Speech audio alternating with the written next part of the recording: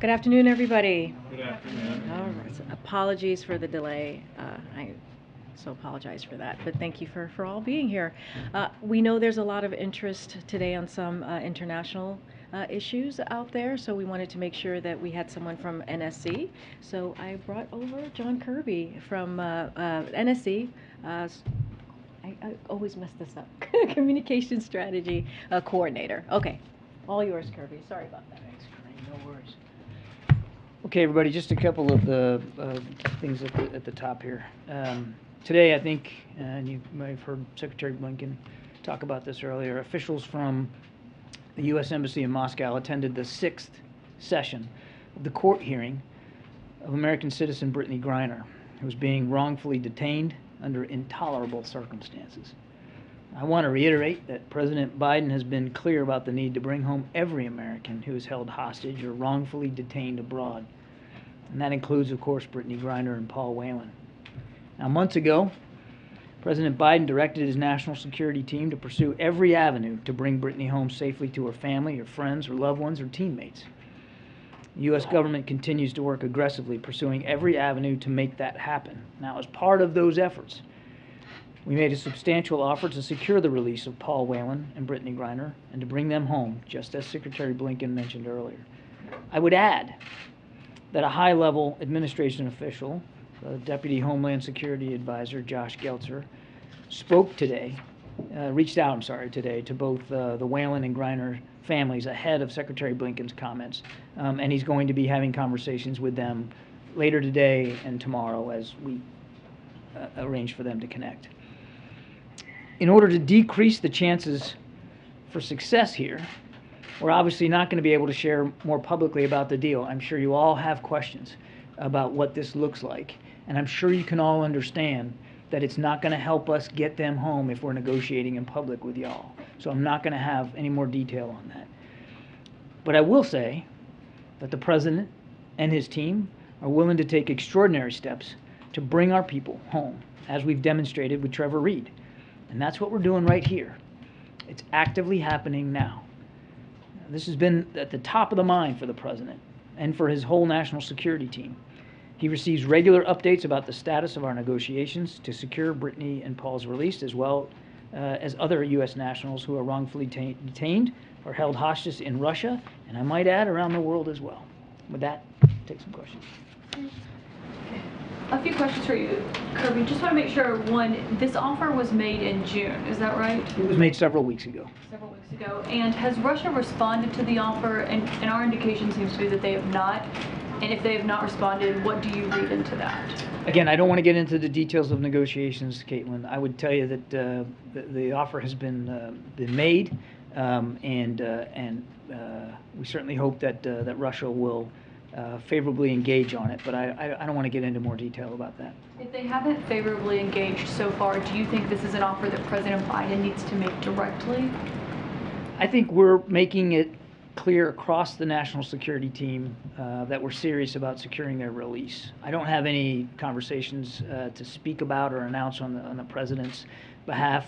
We believe that this is a serious proposal, and we want the Russians to take it seriously as well. You talk about Brittany Griner and Paul Whelan being a part of this substantial, serious offer as you describe it. There are other questions being asked about why Mark Vogel's not included among those names. He's a former diplomat. He was a teacher at the Anglo-American School of Moscow. Can you explain why he is not a part of this list of Americans that are a part of this exchange? Again, I don't want to talk specifically about what the modalities of the deal is. You mentioned the word exchange. I'm just not going to get into the details of it. But I would just tell you we're focused on all Americans who are held hostage and wrongfully detained around the world.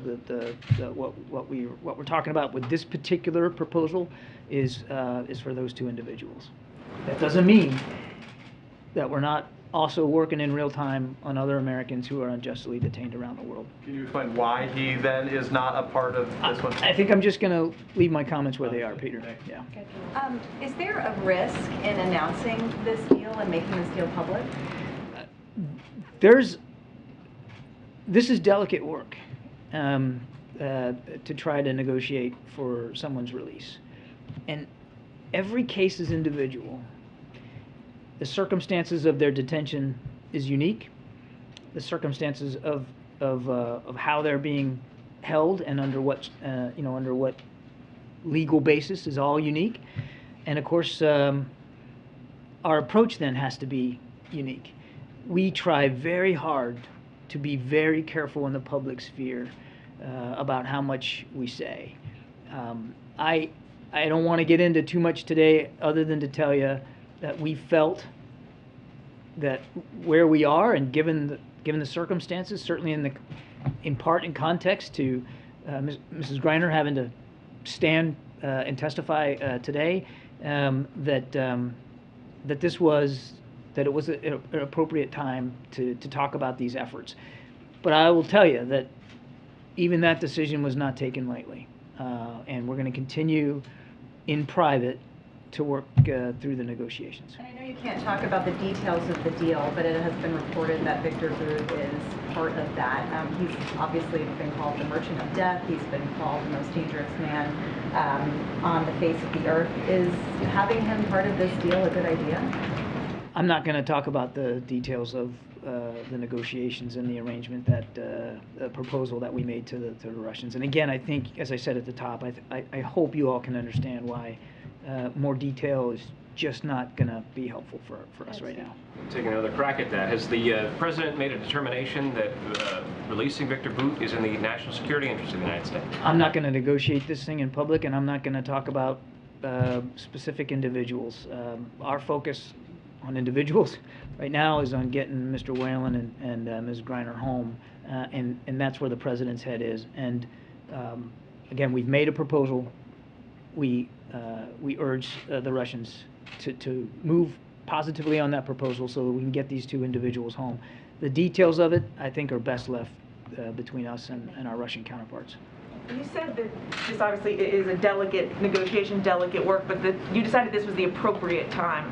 Why is this the appropriate time to go public with this substantial offer? And are you just trying to up the pressure on Russia by making this public now? Yeah, I think it's sort of the same answer I just gave. There's no decision to talk about these issues are made lightly, given how sensitive they can be and given the ultimate outcome that you want to achieve. We think through every step so carefully, and I can just promise you that this decision to talk about it was made in the same vein and in the context of what's going on with both cases and what's going on where we are in the negotiations, and we just felt like it was an appropriate thing to do, again with limits. I mean, we're only going to go so far here. And more broadly, if I could, after Trevor Reed's release, the president did talk about what a difficult decision that was and how he didn't take it lightly. Could you just talk broadly as how does the president evaluate when a prisoner swap is worth it? There's a range of things that the president and the whole team have to balance here. I mean, ultimately, your goal is to get Americans that are unjustly detained and held hostage home, back to their families where they belong, back on their home soil. That's the overarching goal. You start with that, and then you start thinking through the building blocks of what's it going to take. And every case is different, every single one, because of different legal systems where they're held, different conditions under which they're held, different governments that you're dealing with, whether what their relationship is bilaterally between you pick the country you're talking to. All of that factors into it. And the team presents the president the whole range of options for him to work his way through there. But I can assure you that in his mind, as I said at the top, the foremost in his mind is getting these Americans home. And obviously there's, as I said, there's a balance to be achieved with each and every arrangement. The balance of getting folks home, but also making sure that our own national security is preserved, and clearly that we're not encouraging hostage taking in the future. And you can go back and look at any case and see that it's very rare that any one case is all lopsided on one way or the other. But the goal has got to be to try to find a way to get them home, and that's his focus. Good job. Mr. Kirby, we're reporting that the call with President Xi and President Biden has been set for tomorrow. Is there anything you can share about whether that time has been set and preview any of the call at all for us? I can't announce a date and a time for you. I think the President spoke to this just the other day, that he expects to do this very soon, and I think it will be certainly very soon, in coming days. But I wouldn't get more specific than that for you. Hang on, he had a second question. I'm not going to get too far ahead of a conversation that the President's having with another head of state, except to say there is an awful lot in the bilateral relationship between the United States and China for these two leaders to talk about, and this, I think, will be their fifth call. So it's not like they haven't had communications, and that's the key thing, is that the President wants to make sure that the lines of communication with President Xi remain open, because they need to. There's issues where we can cooperate with China on, and then there's issues where obviously there's friction and tension. All of that I would expect the President to bring up inside this. So clearly, tensions over Taiwan, tensions over China's aggressive and coercive behavior in the Indo-Pacific, outside of Taiwan, tensions in the economic relationship, Russia's unprovoked war in Ukraine. I mean, I would expect all these things to be part and parcel of the conversation. I'm sorry, I know you've been asked this question like 100 times in the last 2 days. Let's make it 101. It was reported today that Speaker Pelosi invited other members of Congress to Taiwan on a potential trip. Do you have any update for us on what information the administration has given the Speaker's office? You said yesterday, if I recall correctly, the information had been provided in recent days. Yeah. Has there been any update to that, or do you have any comment on the potential for Speaker Pelosi to make a stop? I actually, with other members of Congress. Yeah, I don't have much to satisfy you today. I mean, first of all, I'm not going to speak to Speaker Pelosi's travel. That's really for her and her staff to speak to, and there's been no announcement, as far as I know, no decision made. So that's really a better question put to the Speaker and her team. I will tell you that it's routine for us to, when she travels overseas, to provide her facts and analysis, context, geopolitical realities that she's going to be facing wherever she goes. And there's always issues of security surrounded by her travel too, that sometimes the Department of Defense participates in, depending on where she goes and how long she's going to stay, and what the threats and challenges are. And we do that routinely, and that's really what our focus is on here. The Speaker will make her own decisions. Yeah, in Europe they are talking about conserving natural gas for fear of Russia cutting off supplies this winter. They're developing these plans. Where do things stand with U.S. efforts or global efforts to supply alternative sources of natural gas? I realize it's August and it's 1,000,000 degrees, but it will be winter soon. It's 1,000,000 degrees in here too. I think I think Karine's talked to you about the task force that the President stood up to work with suppliers and distributors around the world to see if we can't find alternative sources for natural gas and, frankly, for oil for our European allies and partners, and that work continues. This is just another example of Mr. Putin weaponizing now energy as he's weaponized food. And we're going to work as hard as we can. I don't have a specific update for you today, but we're going to work. But we're going to work as hard as we can to make sure, in the context of the President's task force, that we are trying to find alternative sources for our European allies and partners as they, face a frigid winter here. We understand the realities of that and the impact that that's going to have on their lives and livelihoods. Can I ask Karine about the economy, or are we doing I'll come. Okay, great. Yeah, I'll be at the podium once Kirby's done. Go ahead, Brittany. Yes, yesterday stated the official said they criticize China's behavior in the South China Sea. They say the China's aggressive behavior means it's only a matter of when before major accident happen. So how are you concerned about China's behavior in the South China Sea? And do you expect the President will talk about the issue with the President Xi?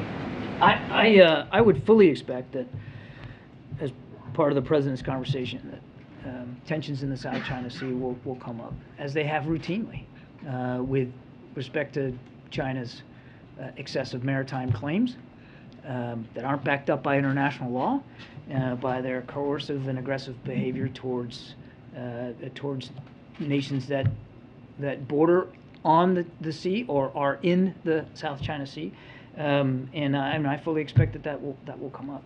Yeah. Alex and Kristen. John, back to the speaker's potential travel. It's well known that the Chinese have leveled threats, saying there'd be severe consequences. What would the president say to that, given that it's assured that's going to come up? I'm not going to get ahead of the president's call with President Xi, and I certainly wouldn't detail here for you his specific points on any one issue. I wouldn't go there. To follow up, Axios is reporting that Brett McGurk told a think tank last week that it's highly unlikely that the Iran nuclear deal will be revived. Is that an accurate statement? I don't think I'm going to comment on what was billed as a private phone call that Mr. McGurk participated in. I would just tell you a couple of things. One, we remain committed to seeing Iran never achieve a nuclear weapons capability. You heard the president say that on our recent trip to the Middle East. Two, that the president believes diplomacy is the best path forward to that outcome. Three, that the negotiations are pretty well complete on a new JCPOA, and it's on the table, and the onus is now on Iran to decide whether they're going to take that deal or not. And the last thing I'd say is, short of that, and I don't want to hypothesize, we still hope that they'll come back into compliance, and it's not just us, our European partners feel the same way. But short of that, the president has an obligation, and you heard him say this on the trip, to make sure he can look after our national security interests in the region, make sure that we have the capability and the capacity to do that, to defend ourselves and to help defend our allies and partners against the range of other Iranian threatening behavior. Their burgeoning ballistic missile capability, which continues to improve, their support for terrorist groups, their threats in the maritime environment. All of that's still happening, and so we still have a concomitant responsibility to be ready for that, and we will. This question has come up given the golf tournament happening at Bedminster, and it's a question from the 9/11 families. Does President Biden plan to meet with the 9/11 families as his predecessors have done? I don't have anything on the president's schedule with respect to that. I don't, but we can take the question and see if there's something. I just don't know. But before I go, I don't want to just blow past that. Yeah, sure. Obviously, the president, just like all Americans, remember that tragic day and continues to want to do everything that we can as an administration to support them. And excuse me if you said this before, but did they come up specifically in the Saudi meetings? The president made it clear that I would just say that made it clear that human rights and the defense of our national security interests abroad and at home were important to him. Thank you, Karine. Yeah, so I have a question about China and then a question about Saudi Arabia. On China, you just mentioned that President Biden intends to bring up South China Sea issues. I was wondering if we could also expect him to be bringing up issues regarding fentanyl exports from China and regarding the origins of COVID-19 as well. I think, as I said, there's going to be a range of issues. We'll give you a full readout after that call is over with, and I think I've gone in. They are big issues, no argument. I think we'll give you a readout when the call's over. I don't want to go into any more detail of the call than I just did. Regarding Saudi Arabia, President Biden may have begun to have symptoms about 4 days after returning from Saudi Arabia. Has the U.S. government ruled out the possibility that the Saudi government may have deliberately exposed the president to the coronavirus? I think I should refer to Karine on that question in terms of talking about the president's medical condition. That's out of my scope. But I don't know where this idea is coming from. I don't know what prompted you to ask it that way. But the idea that a foreign nation state would deliberately try to infect the president of the United States with a virus is just ludicrous. Just absolutely ludicrous. There's nothing to it, and it should be treated as the ridiculous idea that it is. Admiral, I have a question. Just briefly, I just want to know what's your response to Russia? So on Taiwan, you mentioned that'll be a topic on the Xi call. Where is that situation right now, and where do you expect that it will be after the call? Do you expect there to be some progress or some kind of new arrangement on that issue? I wouldn't. I mean, again, I don't want to get ahead of the president. So I can't speak to some specific arrangement that might come as a result of this. But let me back up a little bit. This is about keeping the lines of communication open with the president of China, one of the most consequential bilateral relationships that we have, not just in that region, but around the world, because it touches so much. And I think the president, I know he's looking forward to this conversation. There's a lot for them to talk about. Clearly, we would expect that the tensions over Taiwan would be on the agenda. I'm sure, without getting into too far ahead of the president, I'm sure that in one form or another, he will reaffirm that there's no change to America's commitment to the one China policy. None. Zero. And that we continue to not want to see cross-strait issues or tensions resolved unilaterally, and certainly not by force. And there's no reason for it to. But there's no change to our one China policy, and I'm quite certain that the president will reaffirm that. We're mindful. I mean, it's not like the president's not mindful of the context here. That there has been rising tensions in and around the Taiwan Strait, and that the Chinese have been more aggressive, the Chinese military. And as you've heard many leaders across the administration say, that's not only not helpful, it's not necessary, because nothing has changed about our one China policy. And then let me just get one other, because the CHIPS Act secured Senate support today. That's a China-related measure, obviously, on economic competitiveness.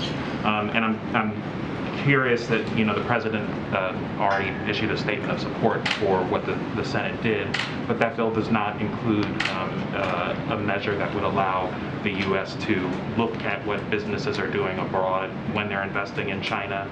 That provision was stripped out. Does the White House expect to issue an executive order to fill in that gap? That's a better question for my colleague. All right, just a couple more. Ebony, Sebastian, Tyler. I know you can't give us much details about the negotiations with Griner and Whelan. However, was there any conversation with the family of Whelan or even Griner's wife before the announcement was made? Has there been any conversation? We have been in constant touch with both families about the status of negotiations. So they have been informed every step of the way, so that they understand exactly what we're doing on behalf of their loved ones. There was outreach to both families today in advance of Secretary Blinken's press conference. I don't know that we connected with both of them before that, but there was certainly an effort to do that. And as I said in the opening statement, we'll continue to reach out throughout the rest of the day and tomorrow as well. And did they seem satisfied with, I know you said not Whelan, but with Griner's, I don't know whether you spoke with her wife or whether it was her mother and the rest of her family, or were they satisfied? What was the sentiment that was said in that conversation? I'm not going to speak for the families. They need to speak for themselves. But we have, I do want to stress again, we have kept them informed every step of the way. The outreach today was just to let them know, hey, we're going to be talking a little bit more about the arrangement, but it's part and parcel of a constant contact that we've had with them throughout, and so we've been working real hard to keep them informed. Thank you. On the Xi call, again, that's me, Sebastian. Thank you for taking my question. On the Xi call, you keep stressing that the president's, perhaps his main goal is to have the lines of communication open. It's also often been said the president is somebody who likes to have face-to-face meetings with leaders. I mean, the White House says that all the time. So both are important. Right. So now that COVID is, over, quote unquote, the president is today. He was in the Rose Garden. Is there any plan, or if not plan, is there any desire? Is there any talk about an in-person summit with Xi? Because it's something you guys never. It just never gets raised. This is his fifth phone call, right? Yeah, COVID's not over. although- Right, with other people. Yeah, So- we just came off a very important trip to the Middle East. I don't have a trip to Beijing to speak to or announce today, and I don't have a visit by President Xi to speak to or announce today. But you know, if and when that happens, we'll certainly be able to talk about it. There's certainly no prohibition to it or no policy against it. I mean, this is their fifth conversation. As I said, this is one of the most consequential bilateral relationships in the world today, with ramifications well beyond both individual countries. The president clearly understands that, and will continue to work on that relationship. I just don't have a physical face-to-face meeting to talk about today. Does the president never have expressed any frustration, perhaps, about that? That this, as you say, is so consequential. There's so many issues. They're so big that maybe Frustration about what? that he is not getting to see Xi in person and hash this stuff out face to face. I mean, this will be his fifth conversation. I don't think he believes he doesn't have the opportunity to relay his concerns to President Xi, to listen to President Xi and what his issues are. I mean, I think part of doing these calls is to keep that communication going. I don't think the president feels like communication between the United States and China is lacking. And it's important to remember that it's not just at his level. I mean, the defense secretary, the secretary of state, other cabinet officials, Mr. Sullivan clearly works on this relationship very, very hard as well. So, I mean, there's a whole level here of communication with the Chinese. Just more on the timing today of Secretary Blinken's announcement on the fact that the U.S. had made a deal.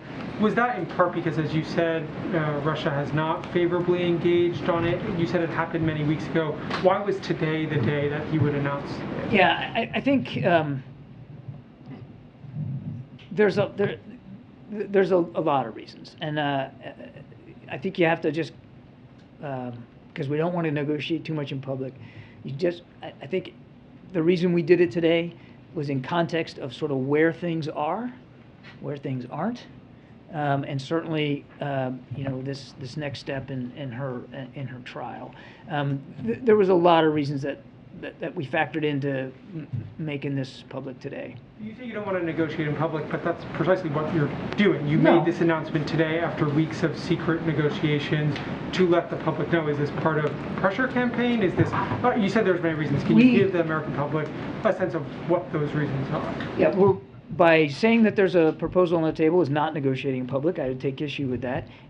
But to your larger point, we believe it's important for the American people to know how hard President Biden is working to get Brittany Griner and Paul Whelan home. We think it's important for their families to know how hard we're working on this, and we think making it clear that there is an actual proposal made, that there is something tangible on the table, is important context for the world to know about the United States seriousness with which we will try to get our citizens back home.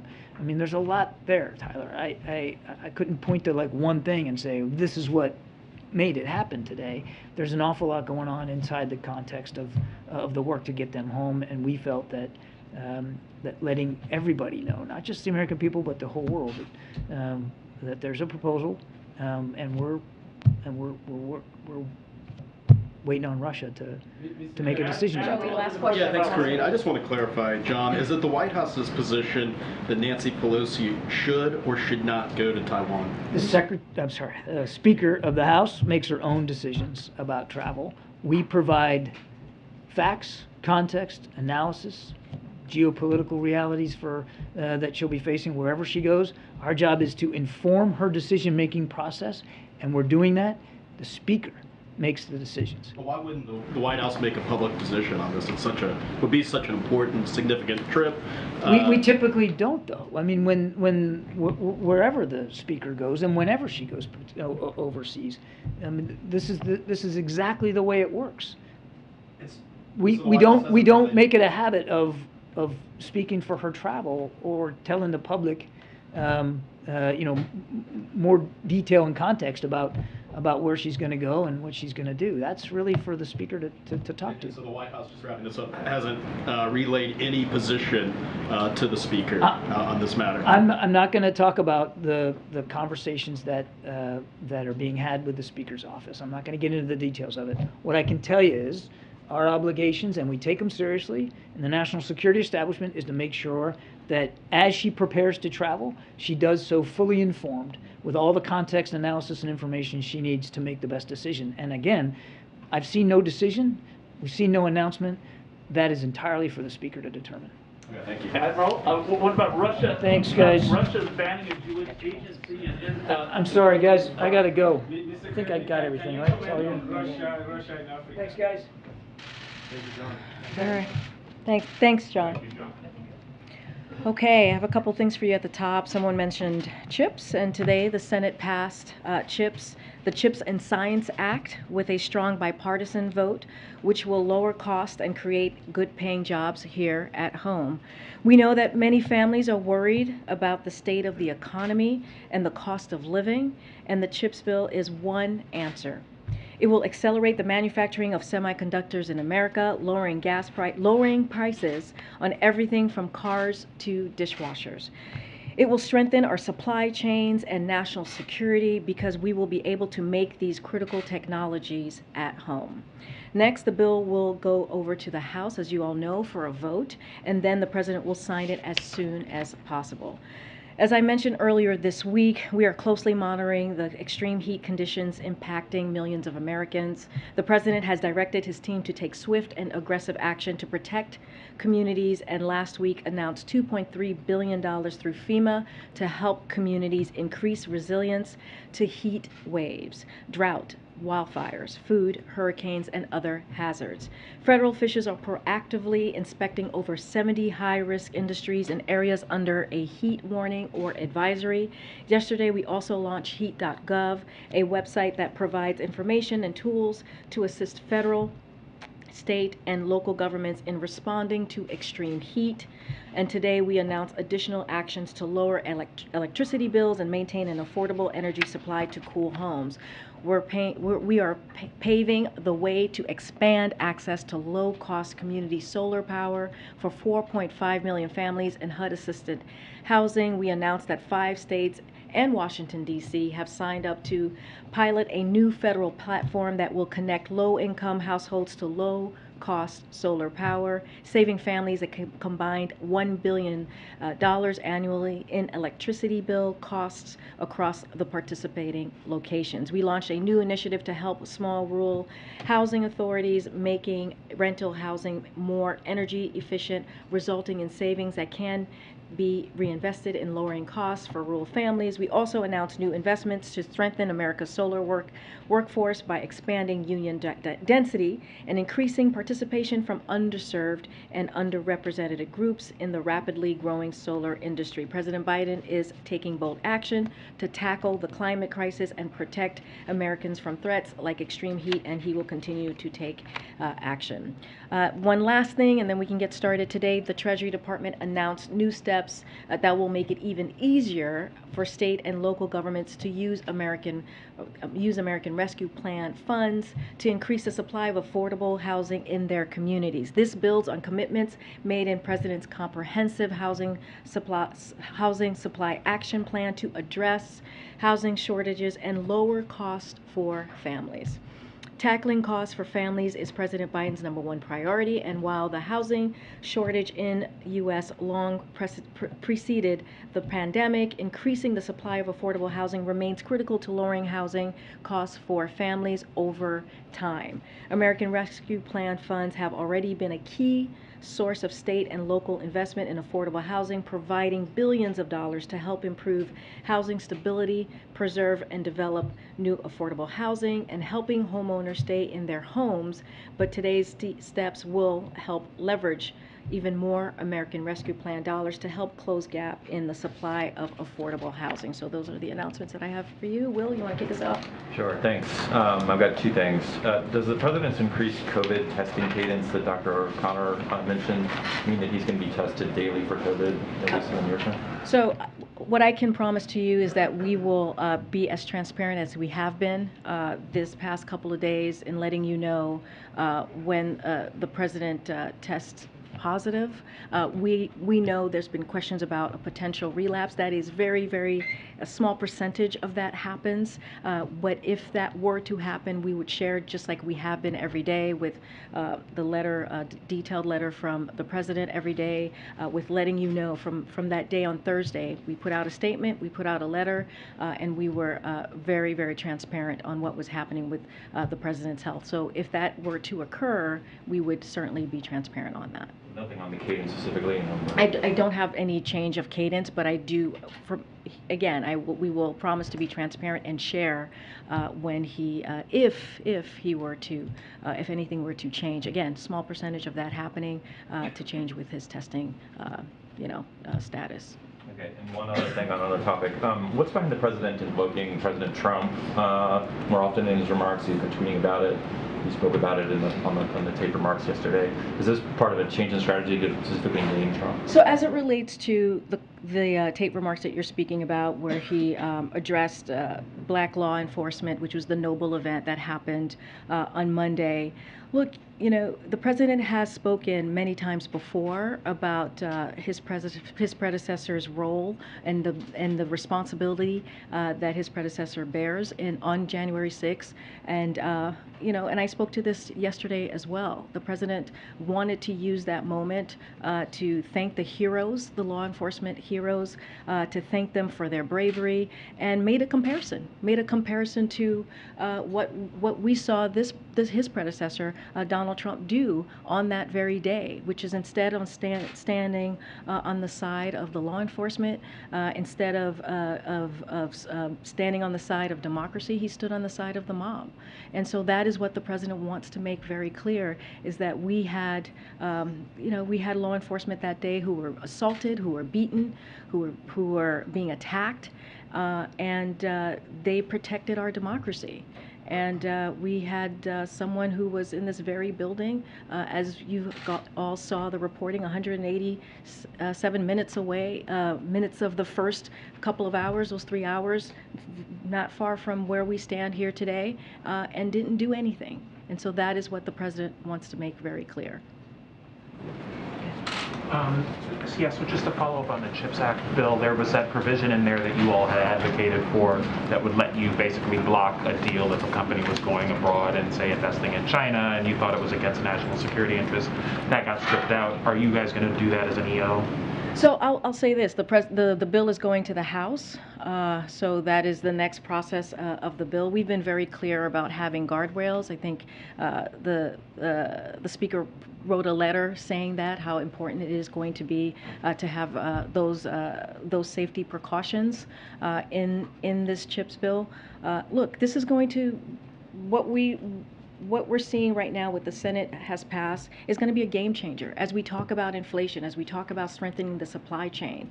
This is what this will do. When we talk about, when we look at those semiconductor chips that are in, for example, automobiles, and we saw how those costs spiked during the pandemic. This is going to help lower cost for families. So, it's going to continue into the House, and so we'll see what happens in the next step. I'm not going to speak to hypotheticals at this point, but again, it still has another process that it needs to go through. Okay, now let me ask you just a quick question on the economy. Fed Chair Jay Powell, after raising rates again today, he said in his press conference that the U.S. economy is not currently in a recession, but that the path to have a soft landing clearly has narrowed, which translate out of the jargon means that it's much more likely that we will have a recession as they continue to try to fight inflation. in the future. So is that the White House's assessment as well, and what would you do to kind of make that less likely? So here's what he said. I'll quote him directly. "I don't think the U.S. is currently in a recession. There's just too many areas in the economy that are performing well." And then he points to the labor market, the very strong labor market that we know are one of the factors that's that economists and experts look at. Right now, we're seeing that strong labor market with about 400,000 jobs that have been created each month. We see unemployment at 3.6. There was the state unemployment numbers that came out last week with 21 states that are at 6% or lower. And so the way that we see is that we are not currently in a recession or a pre-recession. And look, we're going to let the Fed do its business. We're going to let them continue to be independent, and that's what the president has said. They are committed to making sure that we lower inflation or tackle inflation for the American people. So we're going to let them do their job. They have the monetary policy to do that. So I won't speak further into exactly what they're doing and how that's going to look for them. You noted we are not currently in a recession, you don't think, but are you concerned that these Fed rate hikes could push you into a recession? Look, we, again, it is, we're not going to comment on the monetary policy steps that the Federal Reserve is taking. They are an independent agency, and we are going to give them the room to do the job that they're doing. And so right now, the president has laid out his plan to lower inflation. We have seen what has happened with gas prices the last 43 days, a steep decline, a steep decline that we haven't seen in a decade, again, to help give families a little bit of breathing room, and that's what the president has talked about. We have also seen food prices go down just a little bit, and so we're going to continue to do that. There's the drug prices bill, the reconciliation legislation that's going to continue to address lowering costs for Americans, and so that's going to be our focus there. We are hearing from companies like Walmart and Target who are starting to say that they're seeing how inflation is impacting their customers, and there are a lot of Americans who, even though you may say that we're not in a recession now, that's not how it feels to them. What is your message to those consumers, those Americans who very much feel that we are in one? And we have said this before. We understand what the American people are going through. We feel that. We understand that. That is something that the president personally understands. We see that the gas prices and what they're dealing with at the pump is costing families. But again, the president for the past several months has taken action to make sure that we do everything that we can to give American families some relief. That's why he did the work with the Strategic Petroleum Reserve. That's why he did the announcement on the ethanol 15, something that's not normally done during the summer. And he did that so that we can bring some costs down. Even the Treasury Department announced yesterday that the actions that the president took helped bring down the cost per gallon by 40 cents. And so while there's still more work to be done, but this will give families a little breathing room. 70 cents on average per gallon. That's gonna give families with two-car families at least $70 a month to save. And so that matters. Now, is there still work to be done? Absolutely. The job doesn't stop. He's going to continue to see what else he can do. That's why we're looking at the reconciliation piece as well to bring down lower costs, and that's what the chip bill is going to do. Okay, Caitlin. I know you can't talk about the details of a prisoner swap, but is the president consulting with the Justice Department about all of this, given that it would involve a prisoner swap? So I can say this, again, we're not going to give the details. There's safety reasons. Kirby just laid out all of the rationale of not negotiating and not going further than we are already. But look, the State Department is playing point on this. There is a special envoy that deals with this issue specifically, and the president has been very, very clear from very early in his administration that he believes that any U.S. national that is wrongfully detained should be brought home, and he's going to do everything to make sure that happens. Also, there's a new poll showing that 75% of Democratic voters want the party to nominate someone other than Joe Biden as the nominee. What does the president make of that dynamic? I mean, we're not worried about polls. The president has been clear that he intends to run, but we are so far away from that time, even being close to be thinking about that. But what I can say is we're going to continue to do the work that I just laid out that the president is doing, lowering costs. You saw the president's statement on chips. That is a great step forward to investing in manufacturing, to dealing with our national security, to lowering cost for Americans. There's the reconciliation bill that's going to help lower cost. There are definitely plans that we're going to continue to work on, so we don't leave anybody behind.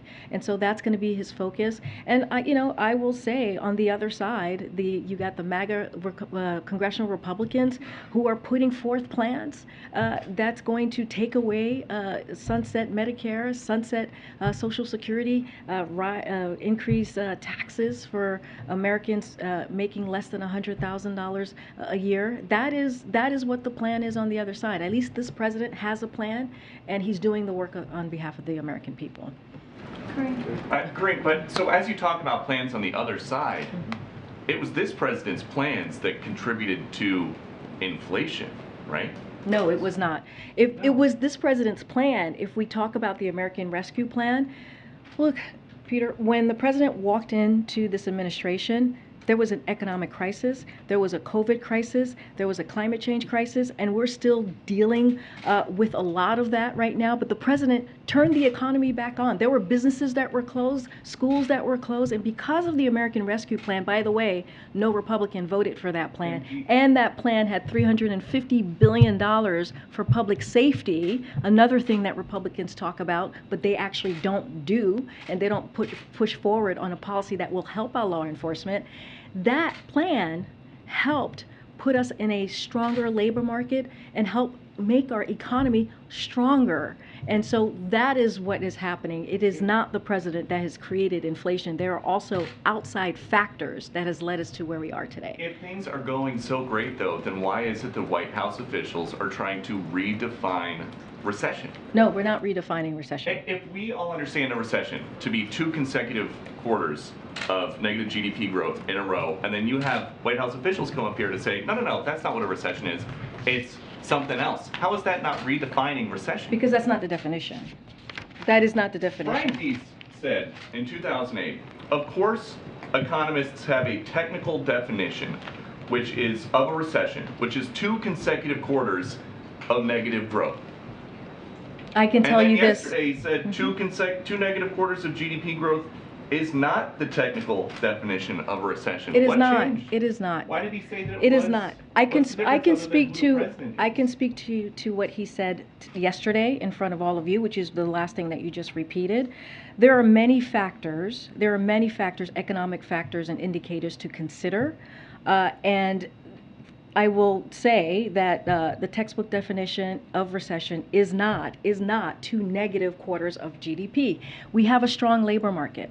We have business that's investing. We have consumers that are also very much investing and purchasing. That is incredibly important. We have 3.6 unemployment. You do not see that in a pre-recession, and you do not see that in a recession. So the factors that we are seeing right now, the economic indicators, does not show that we're in recession. And I'll read, since you gave me some quotes, I'll give you some as well. In 2009, the St. Louis Fed said, while the popular definition of recession is 2 consecutive quarters of negative real gross domestic product GDP growth, the NBER, which we have mentioned many times in this room, does not strictly abide by this designation.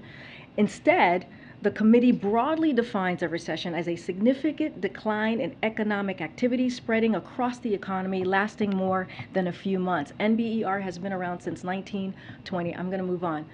Okay. To follow up on the economy, is it a risk for President Biden to say that he does not think the United States is going to be in a recession? And does the White House have any concerns that it will look misguided if the U.S. does enter a recession? So, the second part is, speculation right now, and the answer to your first part is no, because we're looking at the facts. We're looking at the other economic indicators, the strong labor market. As I just listed out, we had 21 states last week where we saw unemployment was at 3% or lower. So everything that we are seeing currently right now does not show that we are in a recession. And that is just the facts. And it's not just us saying that. You have economic experts who have said this. I just laid out a couple of outlets who have said this as well. And so there is not, and I'm happy to list more economic folks who have said this as well. Citigroup's Jane Fraser, little of the data I see tells me the U.S. is on the cusp of a recession. Moody's Analytics, Mark Zandi, I still have no recession in my forecast, and job numbers are growing are incongruous with fears that recession is dead ahead. And so that matters too. So it's not just us saying this, there are other experts as well who have weighed in on this. And just ahead of tomorrow, given there is so much talk about is there not a recession, I asked this the other day, I just want to follow up. Is there a White House definition of what a recession looks like? We have talked about the National Bureau of Economic Research. They have the textbook definition of what that looks like. They look at it more broadly, as I just laid out, and so that's what we would point you to. Since we've been sitting here, Senator Manchin has put out a statement saying that he has an agreement of some kind with Senator Schumer on an Inflation Reduction Act of 2022 that, at first blush, forgive me, I haven't read the full details, looks a lot like something that might raise hopes of a reconciliation deal. Do you have any comment from the White House on whether you've been involved in these talks, and is this a deal on a reconciliation package? So I'm standing here, I haven't seen this for myself, I need to talk to our folks on this, so I don't want to get ahead of the team here. But we have been very clear about the reconciliation bill. We have always said this is negotiations that are happening in Congress, but clearly we welcome hearing about the lowering cost of pharmaceutical drugs, which is going to help so many seniors, which is so incredibly important. This is something that the president has been fighting for since he was senator. When it comes to fighting big pharma, fighting pharmaceuticals who would not let Medicare negotiate lower cost. This matters. This is going to matter to so many millions of Americans who are dealing, many with chronic illness, as you think about our seniors. So this is something that we have spoken to. We do believe that it's going to be part of lowering inflation, which is so important, again, as we talk about the economy.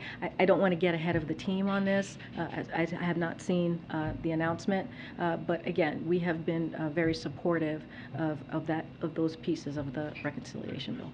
There's no recent conversations that you can tell us There's about no, with Senator Manchin and members of the administration? there's no conversation that I can read out to you. Okay. Good. I want to ask a question about monkeypox response. There is an antiviral treatment that is effective, that is in the U.S. stockpile. It's called TPOXX, and it works to see lesions go away. Apparently, it's very hard to get.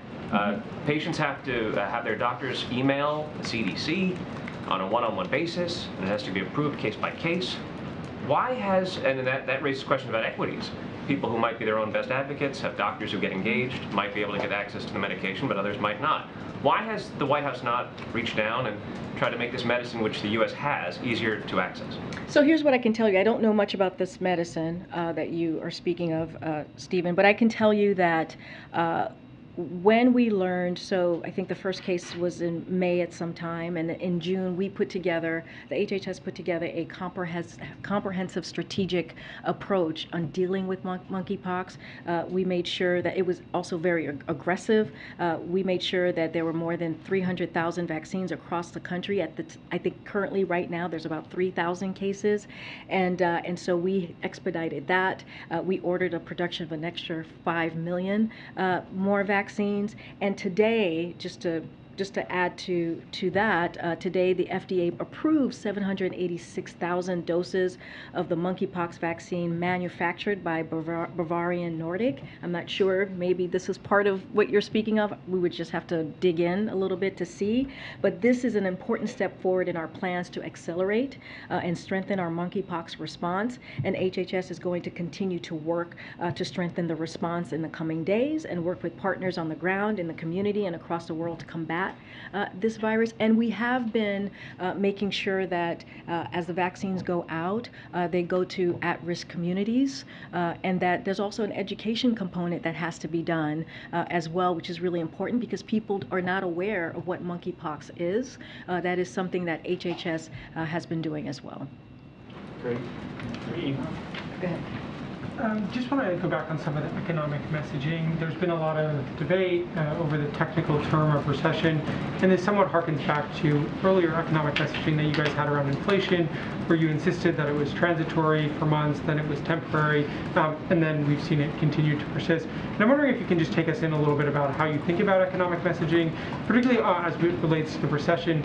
The argument over whether we are or not in a recession, I think when we talk to Americans, sort of misses the point about the economic attitude and feeling that they have, and the struggles that they face with increased prices across the board, as we've seen over the many months. And I'm wondering if the White House finds it effective to debate the technical term of recession versus speak more broadly to Americans, who it doesn't really matter whether a group of economists that they've never heard of declare a recession when it comes to their, just getting by. No, I get your point, and to some degree I agree. Right, there are Americans here who are feeling the high prices and the cost very personally, and that is something that the president, I believe, has talked about almost any time that he talks about the economy. He talks about the pain that the American people are feeling, and he talks about his plan and what he is going to do to lower cost. That's why we bring up gas prices, because we have seen costs go down. We understand that we need to do more, and we will. We'll continue to do more by asking oil companies to make sure the profit that they're making passed on to the consumer. So we should see more going to the consumer as prices are going down. I was just asked about the reconciliation bill. That is something that is incredibly important as we lower drug prices. And so there is a myriad of ways that we are working on to make sure that we have a plan and that cost is lowered. But as we are being asked about recession, as we're being asked if we are in one or if we're going to one, what we're doing is just laying out the facts. I have a long list of other organizations, other economic groups that have said we are not in a recession, and because of the strong labor market, there's no indicator, or all these different indicators doesn't show that we're headed into a recession. So we're just laying out the facts as we are seeing it, and we're also pointing to NBER, who actually has the textbook definition, and they look at this more broadly, as I've said. But we're going to continue to talk about the American people. We're going to continue to talk about what they're feeling. That's why the CHIPS is so important, as I just mentioned very early on at the top. And so that doesn't end. That doesn't end. The president does this every time we have a conversation about the economy or is asked. And just to quickly follow up, you're setting the expectation that we're not headed to a recession, we're not in a recession. What happens if the NBER does declare we're in a recession? Well, that's a hypothetical. I'm not going to get into that. I'm just saying where we are currently, how we see things, how the multiple economic indicators that are in front of us do not play in a way where we would be currently in a recession at this time. And just lastly on that very quickly, does the president have confidence in his economic team's ability to forecast and predict? Obviously on the inflation, that was something that we heard from the whole host of the same economic officials we're hearing now, that inflation was temporary, it was transitory, it would not persist, and that's been the opposite. They're now saying the same thing about a recession. I'm just curious. So the president has full confidence in his economic team. Go ahead, Peter. Has the president communicated one way or another to the House Speaker Nancy Pelosi whether he thinks it's a good idea for her to go to Taiwan, or had any conversation about that topic with her? I don't have a call to preview for you at this time, or that's been on his schedule. He has spoken to members of Congress, as we mentioned last week. Those were one of the many things that he did while he was working from the White House residence. I don't have anything new to share on a particular call. Specificity to her, does the White House have any concerns about prominent American officials going, given the sensitivities of the relationship between the U.S. You know, and I'll just reiterate what we have said from here, is that anytime a member of Congress travels, we do share with them the geopolitical kind of information that's happening in the country, in the region, the national security situation, and it doesn't matter if it's Taiwan or any other place around the world. We share that information, and so we make very clear of what is happening currently in that moment. William, you communicated earlier that the White House had identified 17 close contacts of the president. Just for clarity, as we hopefully wrap up the president's experience with COVID, can you say either way whether any of those 17 individuals, without identifying them by name, have since tested positive for COVID? They have not. Not one of the 17? They have not tested positive. Thank you. Okay. Thank you. All right, I'll take one more. Tam? Now that the president is feeling better, are there any plans for him to get out and travel and talk to the American people about these economic concerns that you say he cares a lot? As you know, he's always willing and thrilled and excited to go out and talk to the American people, have those one-on-ones that you see him have when he is at the rope line or when he is engaging with the American public. So he certainly is looking forward to getting back on the road. As far as a schedule, any travel, upcoming travel, nothing to add, nothing to share at this time on any addition to his travels in the next coming days. All right, thanks. I'll be back tomorrow, guys. We'll be back tomorrow. Thanks, everybody.